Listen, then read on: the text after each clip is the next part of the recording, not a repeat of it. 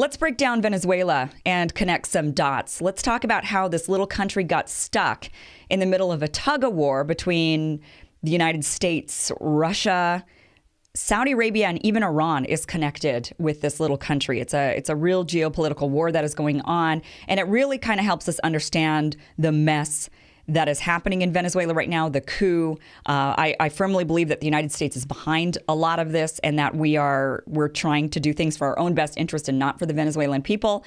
And we're going to connect some dots here so that you can also talk about this with your friends and family and the people like I know I get in my life who don't believe it and believe that Maduro needs to be overturned because he's committing human rights abuses in Venezuela and they need democracy returned back. You know, that's what our narrative is. So let's talk about this. Let's go back to when Chavez became president, or I don't know what they call him, leader, or, you know, the leader of Venezuela. Chavez was elected by a landslide in 1998, and it was really similar to what's going on in today's political atmosphere here in the United States. The Venezuelan people were really fed up with their political system being co-opted and taken by the wealthy class. Essentially, all the money in Venezuela was going for the rich. The rich were getting wealthier, the poor were getting poorer, and it was really causing a serious strain on the Venezuelan people. For about 10 years, they had been rising up and rioting and revolting. And it was because really, if you back it up even further, they had a very stable political system in Venezuela for a very long time. They were one of the most, if not the most, stable Latin American country. But then there was a period of time in the 80s and 90s when the people started to realize their government was taken by the rich, and they started to riot. And the president started austerity, and it was just really, the people had enough. It was very similar, actually, in that 10-year period where the Venezuelan people were rising up. I would say it was very similar to what's going on in France right now, where the middle class and the poor were like, hey, listen, you're trying to tax us and put the burden on us, and the rich are getting wealthier, and we're the ones suffering, and we're not going to take it anymore. And so they started rioting, and they started really pushing back. For about 10 years, this went on. I mean, revolutions don't happen overnight. I know people like to think so because of what we read in history books, but it's a lot longer of a process. And so rose Hugo Chavez, who was very much a populist for the people leader. I would say he's very similar to a Bernie Sanders. And he said, you know what, we need to take the country back for the people. We need to give the money back to the people. We need to get the wealthy class out and return Venezuela to the Venezuelan people. He wins by a landslide. The people want him in office. He gets in office. One of the first things he does. Now, this is where it begins. This is when the United States says, okay, Venezuela, you're now on our list. We're going to come after you. And this is when Hugo Chavez decided that he was going to take back the oil operations for Venezuela and kick out the U.S. oil companies. So they have the largest oil reserves in the world. Venezuela does. It's an untapped resource. They are not the largest exporter of oil by any means. They're not even in the top 10, but they do have the largest known oil reserves. So Hugo Chavez, knowing this, kicks out the companies that are down there trying to take the oil from the Venezuelan people and instead turn the profits in the United States, namely ConocoPhillips, Chevron, ExxonMobil, and also UK's BP, Norway's Statoil, France's Total.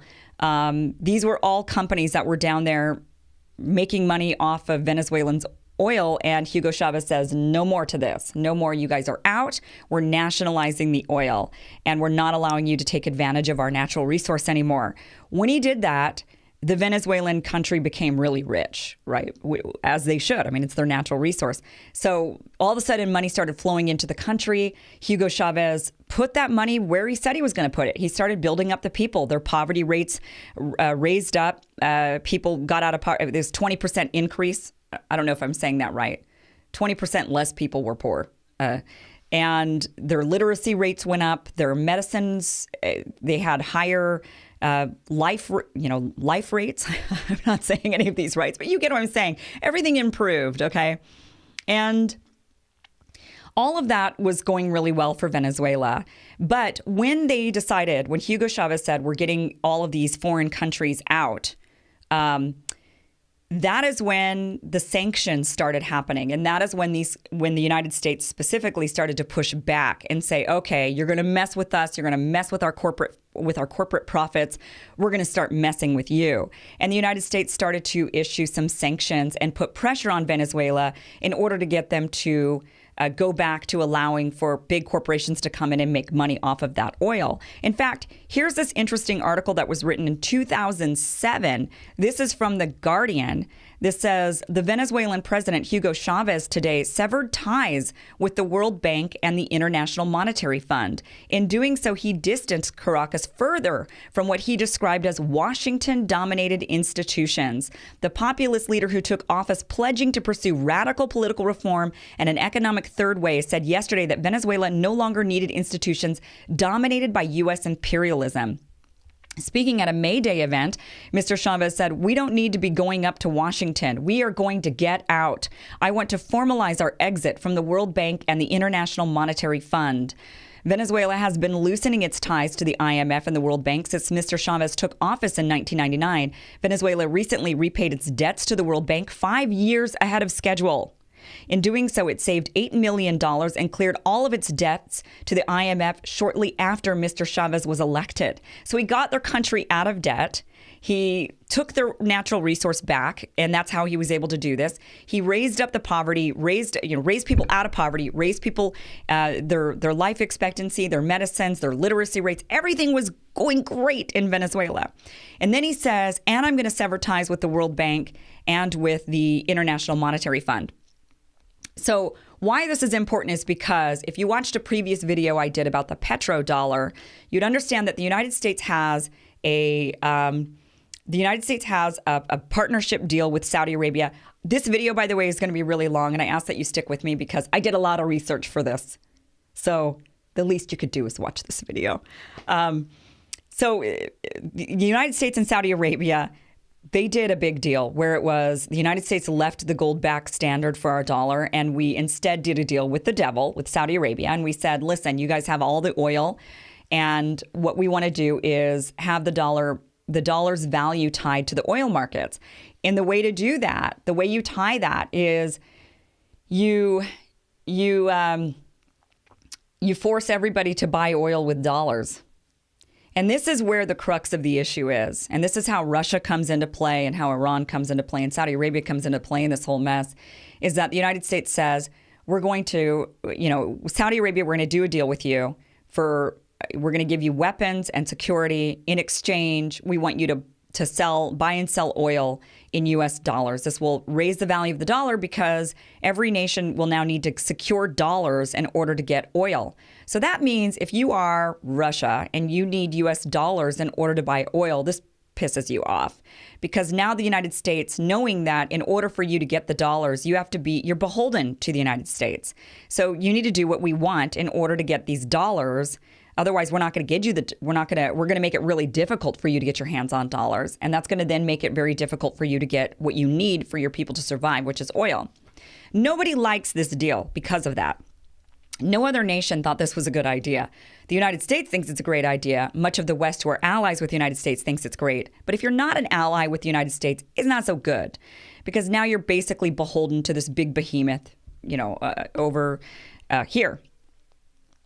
So that's what Chavez is talking about when he says, I want to sever ties and I want to get out of this. Now, this was very scary because here's the deal. They've got all the oil. They got a ton of oil on their own, so they don't really need to be beholden to this system. They could actually create their own system with all of their oil. So what we started to do was we started to make it very difficult for them to actually tap into their oil resource. We made it very difficult for them to refine it and get the infrastructure that they need in order to do this. That's how we started implementing the sanctions. We started to try to bankrupt them by squeezing them and by saying, okay, you've got this big resource, but you can't sell the resource without being able to extract it and refine it. We've got the infrastructure for that. We're not going to let you use it. We're also not going to allow you to borrow money in order to build it. We're not going to let you do any of that. And so we basically said, you and your oil, it's going to be worthless because you're not playing ball the way that we want you to. we want to still control you. We want to have the relationship with you that we have with Saudi Arabia at minimum, or we want our big companies to come in and be able to make a ton of money off of it, which is what they were doing, and we don't like that you kick them out. So that is when it all began. It was 2007, a little bit before that, when Chavez took the oil back to the Venezuelan people and started severing ties with this deal that was going on with the United States and saying, we're not going to do this anymore. Now, you fast forward past Chavez, he dies, Maduro takes over. Now, when Chavez died, we saw a big opportunity to potentially go in and change the system. Of course, right? Because the leader now who was doing all of this is dead. It's like what we were waiting for with Castro in Cuba. So you wait for the guy to die and you hope that you can swoop in and get your own leader in and somebody who's friendly to you. But that didn't happen. The Venezuelan people put in another guy who was going to continue Chavez's legacy, and that was Maduro. So immediately Maduro walks into an extremely hostile situation. He's not wanted there by the West. The West is trying to get him out. They're calling the elections from the beginning illegitimate.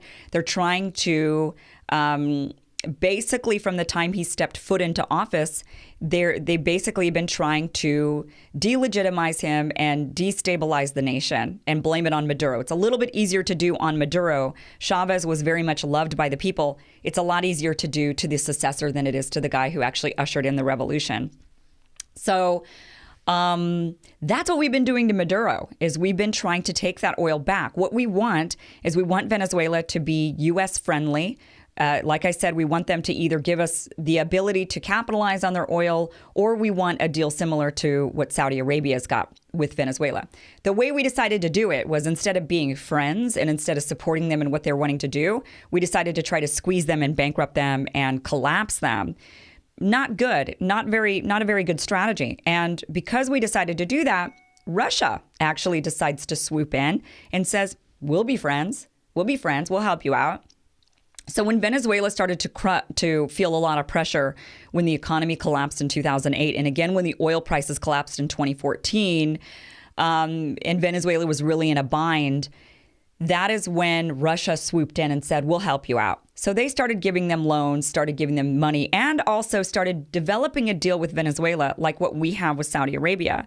What they said to Venezuela is, we'll give you protection in exchange for, some kind of relationship in regards to this oil. So they started investing in their oil companies and building up a friendly relationship. That is why Russia now, when you're watching the news, they're talking about Putin and Venezuela. They're talking about Russia and the military. And you've got Russia denying it. You've got Trump believing that Russia is not involved. Russia is involved. I'm not trying to demonize that situation, so I don't want you to take that way. But for sure, Russia is involved in Venezuela. They've put a lot of money into Venezuela. They've invested a lot of money into Maduro. They 100% are trying to protect their investment and their relationship. Because, like I said before, nobody likes this relationship the United States has with Saudi Arabia. Nobody likes that friendship that has allowed the U.S. and Saudi Arabia to control the world's oil markets and to prop up the U.S. dollar and the power that we have, the geopolitical power that we have around the world, because everyone needs to get these dollars. So Putin's plan, along with China, they're doing this together, which you can't really blame them, is to somehow get out of this vice grip that the U.S. and Saudi Arabia have on them. And their plan was, well, if we start allying and building up relationships with other nations who have a lot of oil, then we could get a foothold on the world's oil markets. We could start trading, buying and selling with rubles or whatever they want to buy and sell it with. And then we can do what the United States is doing. And why not? I mean, why wouldn't you if you were them? You of course would. You would of course would, because that's what competitors would do. So that's what they've been doing. So Russia's been going around making friends with countries like Venezuela and Iran and Iraq. They were friends with Iraq before the fall of Saddam Hussein. These are all nations with huge oil reserves and the largest exporters in the world, along with Russia. Russia's number 2, by the way. So if Russia can get their hands on being the second largest oil reserves, if they can then get with Iran and Iraq and Venezuela, now Iraq's kind of out of the picture for them, but if they could get their hands on, just allied with these other nations, then they could create their own system and buy and sell that is not in US dollars. So here's where things get really messy and why things have escalated now over the last, I'd say since 2016, things have really escalated with Venezuela. What happened was the Iran nuclear deal. Obama did this in 2015. This actually really upset Saudi Arabia. I don't want to get into the details of why, but you just know they were really mad about it. They didn't like this deal at all, but Obama struck it anyway. So when that happened, Saudi Arabia and Russia had always had a rivalry. They were not friends. But in 2016, they started to become friends. Saudi Arabia started to kind of feel like the U.S. was turning on Saudi Arabia. And so they decided, you know what, we're going to make some inroads with some other places. So they started to do things with Russia, started to have some investments with one another. They worked together on stabilizing the oil prices after the crash in 2014. And for the first time, the king of Saudi Arabia visited Russia in 2017. And that was the first time that anyone from the monarchy had done that. So that was a really big deal. So Trump comes along and finds out that the Saudis, what their real beef is the Iran nuclear deal. And that is why they're starting to make these inroads with Russia, which is threatening to the United States because in order for our dollar to remain propped up and valuable, we need the Saudis. So this was very alarming. And that's why we backed out of the Iran nuclear deal. That was one of the big reasons of backing out, was to get in good favor again with the Saudis. But it didn't really work. The Saudis kind of said, you know what? Yeah, we see this and that's great and all, but we don't really trust you. And we certainly don't trust the next president that comes in. So we're going to keep on working with Russia. So they've continued this. They've continued their relationship, building their relationship with Russia, which is very scary to the United States. And like I said, the propping up of our dollar. This is a real problem. So that is how Saudi Arabia is connected and Iran is connected to this debacle that's going on in Venezuela.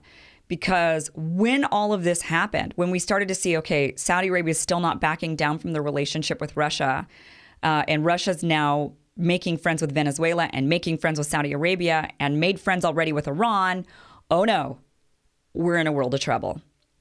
So that is why we put maximum pressure on Venezuela at this time. That is why we put maximum pressure to get Maduro out and Guaido in, who basically was raised and went to school here in the United States and has gone down there to try to take Venezuela back for the United States. That is why we have gone full court press on Venezuela. That's why we pretty much staged the coup on Tuesday that did not work. That is why we're really, really putting the squeeze on them. Because we're feeling the squeeze from Saudi Arabia and Russia and Iran, and we're getting really nervous.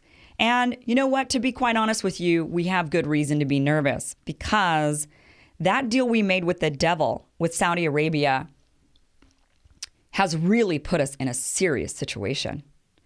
And I'm not sure. There's only one way I can see out of this. But the issue is that our dollar is reliant. The value of our dollar is reliant on that oil market and on Saudi Arabia dominating that oil market and on Saudi Arabia continuing the deal with us. Now, the minute Saudi Arabia decides not to do that deal, we're screwed. The dollar crashes. The minute that somebody else like Russia gets a hold of the majority of the world's oil reserves, like in Venezuela, we're screwed. The dollar crashes. The dollar crashing, guys, is not a good thing. That means we immediately go into serious despair. Talk about the Great Depression times 10. It would be terrible. There would be a lot of death. It would be really bad. It's really, really bad. So a lot of these wars that we've been going into, a lot of these regime change wars, has been in an effort to secure because all of these other countries, and if you go back and watch that video, like Libya and Iraq and Syria and Venezuela, they've all said basically that they want out of this. They don't want the U.S. to control the oil market anymore. And they want out. And so whenever anybody kind of had any opposition to this, we went in and we decided to start war and get them out. Now, I'm not saying that's good, and I'm totally against regime change war, but I also understand that the dollar crashing is a serious, serious problem. What I also think is a serious problem is that no one's been upfront with us about this. No one's told us the truth. They just keep saying it's a humanitarian crisis, and that's why we're going into these different places, because they have brutal dictators who are murdering their people or committing human rights abuses. In Venezuela, the only human rights abuses they can cite are attacks on freedom of the press and free speech and protesters. It's really no different than the attacks that we've had here in the United States by our own governments. They're not, when they talk human rights abuses, when they say human rights abuses in Venezuela, it is not the stuff that you think of when you think human rights abuses. I've read the reports. I've read the congressional reports, the congressional research reports. That's the Congress's think tank, the think tank that puts together the reports for them in bipartisan ways so that they can read it and make decisions on how they're going to govern. I've read those reports. The reports do not cite the same types of human rights abuses you and I think of when we think of human rights abuses. They talk about, like I said, attacks on freedom of speech and journalism. I mean, it's no different than really what's going on here. I know I already said that. So, if we want to talk about going places and saving people from human rights abuses, it wouldn't be Venezuela. It would be places like the Congo, where people are being raped and murdered. I mean, real physical violence. That's where we'd be going. We wouldn't be going to places where the president decides to kick out a journalist or put him in jail. That's stuff we do. That's not a human rights abuse. That's not enough of a human rights abuse to justify throwing a guy out of office. Could you imagine if the UK did that? If all of these 250 years the UK was like, you know what? We've always resented the Revolutionary War and we want America back. That's ours and we want it back. We want the great prosperity of America back. So they look at this election and they say, oh, the 2016 election was illegitimate. Definitely didn't win really. Donald Trump didn't win really. Democracy has crumbled in the United States. And look what he's doing. He's committing human rights abuses by extradite. Look what he's doing to Julian Assange. I know they're kind of in on it too, but follow me. And look what look at how he treats Jim Acosta. Look at how how they lie, and he always calls it the fake news. And this is an attack on free speech. This is an attack on democracy. This was illegitimate. We need to go in and overthrow him. It's not really justifiable. Not really. And that's what's going on down in Venezuela. So we cannot have the dollar crashing. That is for sure. We made a deal with the devil. That is also for sure. What they should have been telling us this whole time is that we need to get out of this deal with Saudi Arabia. We need to get out of that deal, and we need to get the dollar to where it's propped up on its own and not through somebody else being able to just flip a switch and crash us. It would be that simple. And the fact that Russia and China and these other nations are working to try to get their own deals going, again, will crash us. We're in a world of hurt. We're in a situation here, and they're not being honest with us about it. So what now? Well, I get it. I understand that this is a choice between two devils. You either allow the dollar to crash, which is horrible, and you can't allow that to happen, or you affect regime change in places to keep that secure. Both options suck. But I can understand. I'm not justifying it. I don't want you to think that. But I can understand, if you're put in that decision as a leader, why you would choose instead to protect your people and squash another group of people. Where I really take issue with this is that this deal that was done with Saudi Arabia was done decades ago. And they could have absolutely worked on a way to get out of this deal. And they also, especially with green energy, could have really put a lot of effort into getting us into our own sustainable energy and off fossil fuels. If we got off fossil fuels, we would no longer be reliant on the oil markets, and we would be able to figure out a way to get out of this deal that we've got going on with Saudi Arabia and propping up the dollar. We would figure out a way. That's where our leaders have failed us.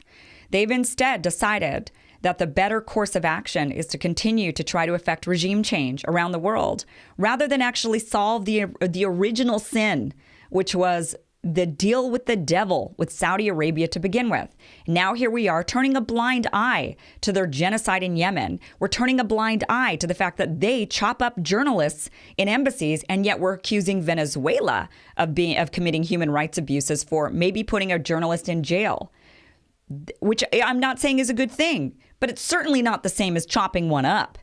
So here we are in this scenario where our leaders have put us in this situation, and they've kept us in this situation, and they haven't been honest with us about it. So what do? We need to get off fossil fuels. This is why something like the Green New Deal or something like it, Tulsi Gabbard's bill, anything this is what we need to be doing. We need to be heading in that direction, and quickly. And it's not just about climate change. Now, send this video to your conservative friends who maybe they don't agree, maybe they don't believe, maybe they're climate change deniers, or maybe they just think it's not that serious. But I'll tell you what is serious: the dollar collapsing. That is serious. And maybe that will wake them up to the realization that this is a geopolitical crisis, that we could potentially collapse. Our economy will collapse. It is going to happen eventually. We cannot continue on this path. We will not win every regime change war. We will eventually lose this battle. This is a long road to losing, is what this is. We need to get off those fossil fuels. We need to do it now. And we need to be able to get our dollar in a situation to where it is secured by something other than oil. And everybody, whether you be a Democrat or a Republican, should be screaming about this. We need to change this system. We cannot continue in this way that we've been going on. We will collapse. It will be devastating. It might not happen today. Trump might be able to push it off. Obama was able to push it off. They're all able to push it off with the regime change wars and trying to control the situation through force. They couldn't quite do it all the time through manipulating and sanctions, so they're trying to do it with force in some cases. Now they're threatening potential military action in Venezuela. We need to get serious, and we need to get real on this. We made a deal with the devil, and we need to work a way out